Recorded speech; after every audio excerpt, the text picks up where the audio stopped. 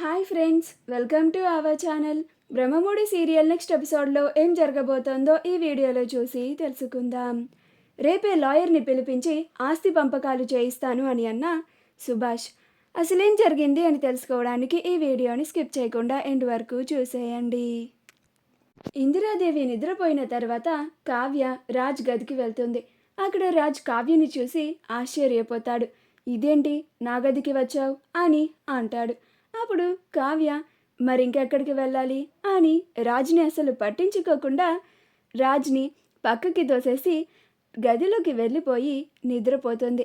అప్పుడు రాజ్, ఏ ఏ ఏ హక్కుతో నువ్వు నా గదిలోకి అడుగు పెట్టావు? అసలు నువ్వు నా గదిలోకి రావడానికి నీకు ఏ హక్కు ఉందని అని అంటాడు.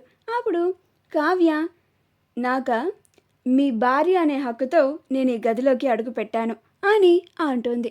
అప్పుడు రాజ్, ఆ హక్కు నీకెప్పుడో పోయింది కదా అని అంటాడు. అప్పుడు కావ్య తన మెడలో ఉన్న మంగళసూత్రాన్ని తీసి, నా హక్కు ఇంకా నా దగ్గరే ఉంది, ఇదిగోండి దాని సాక్ష్యం, మీరు మీ చేతులతో స్వయంగా కట్టిన తాళిని చూయిస్తున్నాను అని చూయిస్తుంది.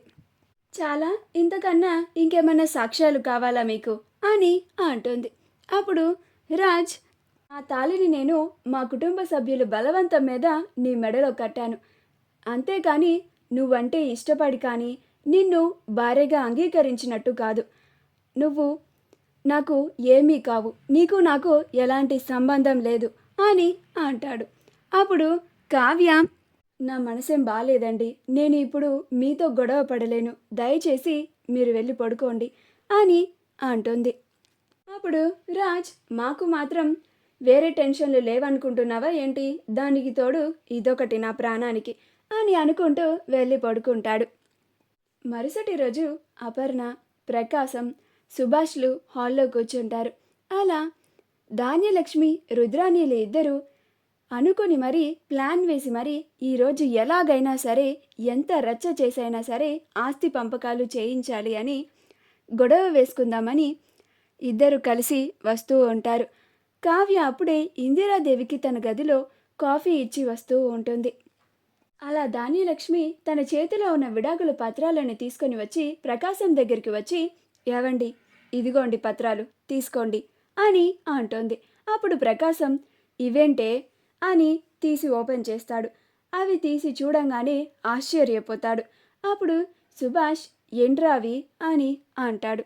అప్పుడు ప్రకాశం, విడాకుల పత్రాలన్నయ్య, ఆస్తి పంపకాలు జరపడం లేదని మళ్ళీ కొత్త నాటకం మొదలుపెట్టినట్టుంది ఇది అని కోపంగా ధాన్యలక్ష్మి వైపు చూస్తూ ఉంటాడు.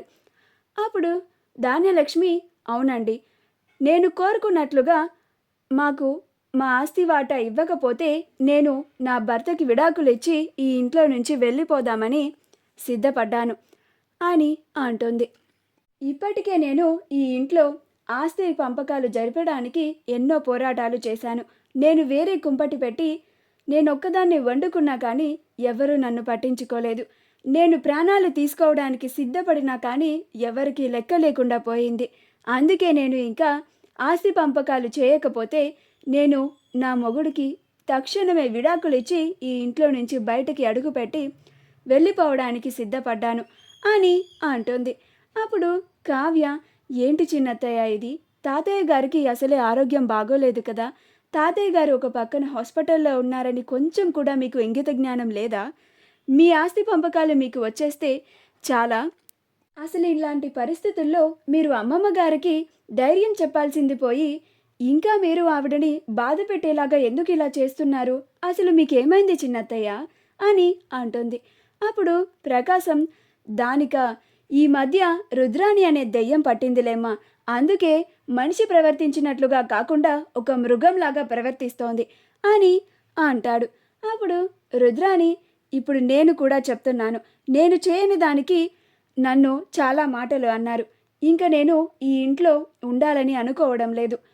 నాకు ఈ ఆస్తి వాటా వస్తే నేను కూడా నా వాటా నేను తీసుకొని వెళ్ళిపోతాను.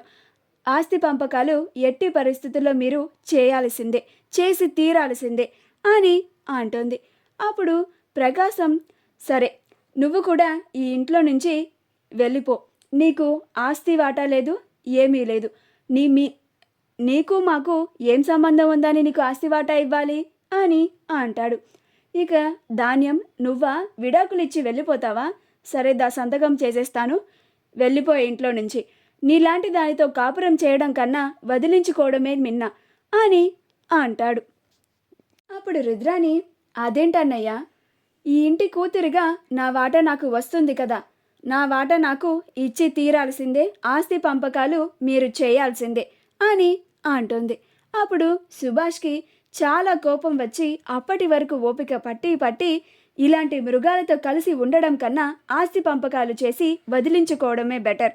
రేపే నేను లాయర్ని పిలిపిస్తాను, రేపే ఆస్తి పంపకాలు చేయిస్తాను, మీ అందరినీ మీ వాటాలు మీకు ఇచ్చేసి వదిలించేసుకుంటాను, మీ అందరితో కలిసి బతకడం ఇంకా వేస్ట్ అని అంటాడు. అప్పుడు రాజ్, ఏంటి డాడీ మీరు కూడా ఆవేశం తగ్గించుకోండి, మీరు ఆవేశంలో నిర్ణయాలు తీసుకుంటున్నారు, తర్వాత మనం దీనివల్ల చాలా కోల్పోతాం అని అంటాడు. అప్పుడు సుభాష్, ఆవేశంలో నిర్ణయాలు తీసుకోవడాని గురించి నువ్వు నాకు చెప్తున్నావా రాజ్ అని అంటాడు. అప్పుడు కావ్య, మీ మాటకి ఎదురు చెప్తున్నందుకు నన్ను క్షమించండి మావయ్య గారు. తాతయ్య గారు మనందరం కలిసి ఉండడమే కావాలి అని కోరుకుంటున్నారు. ఈరోజు ఆయన ఆరోగ్యం బాగోక హాస్పిటల్లో ఉన్నప్పుడు మనం ఇలా ఆస్తి పంపకాలు చేసేసి ఎవరికి వాళ్ళు విడిపోతే తర్వాత ఆయన తిరిగి వచ్చాక ఆయన గుండె పగిలిపోతుంది. ఏది ఏమైనా కానీ మనందరం కలిసే ఉండాలి, అప్పుడే ఆయన చాలా సంతోషపడతారు, లేకపోతే ఆ పెద్దవాళ్ళు ఇద్దరు తట్టుకోలేరు అని అంటుంది. అప్పుడు సుభాష్, నాకు మాత్రం మా అమ్మా నాన్నలని బాధ పెట్టకుండా ఉండాలని ఉండదా అమ్మా కావ్య?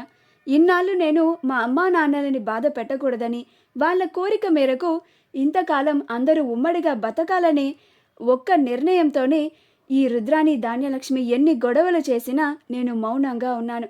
కానీ మా నాన్న కోమాల్లో ఉండి హాస్పిటల్లో ఉన్న పరిస్థితుల్లో కూడా వీళ్ళు వచ్చి వాళ్ళ వాటా వాళ్ళకి కావాలని గొడవ చేస్తున్నప్పుడు వీళ్ళు మృగాల్లాగే అనిపిస్తున్నారు.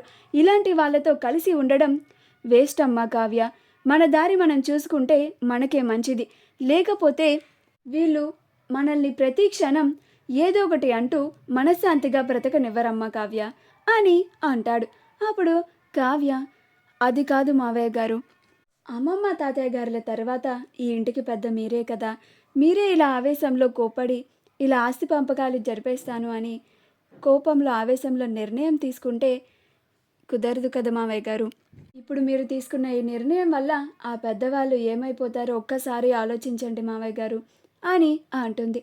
మా వీడియో కనుక మీకు నచ్చినట్లయితే లైక్ చేయండి, షేర్ చేయండి, మా ఛానల్ని సబ్స్క్రైబ్ చేసుకోండి, పక్కనే ఉన్న బెల్ ఐకాన్ని క్లిక్ చేయడం మాత్రం మర్చిపోకండి.